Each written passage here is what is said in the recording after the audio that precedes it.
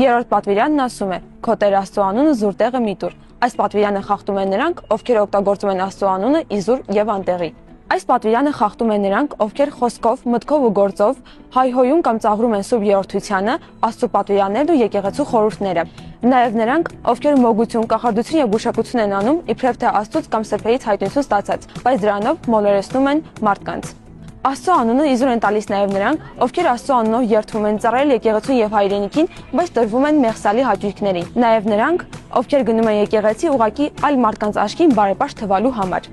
Շատերը նույնիսկ Աստծո անունը կատակով են հիշում։ Մեր օրերում ամենատարածված արտահայտություններից մեկը Oh my God կամ Հիսուս քեզ Քրիստոս կամ նմանատիպ այլ արտահայտություններ, առանց հասկանալու, որ սրանով խախտում են Աստծո տված երրորդ պատվիրանը։ Պետք է հիշել, Տիրոջ անունը սուրբ է եւ այն զորություն ունի։ Պետք է այն տալ աղոթքի, ակնածանքի եւ հավատքի մեջ։ Երբ Աստծո անունը տալիս ենք հավատքով եւ սիրով, մեր կյանք ենք բերում նրա զորությունը։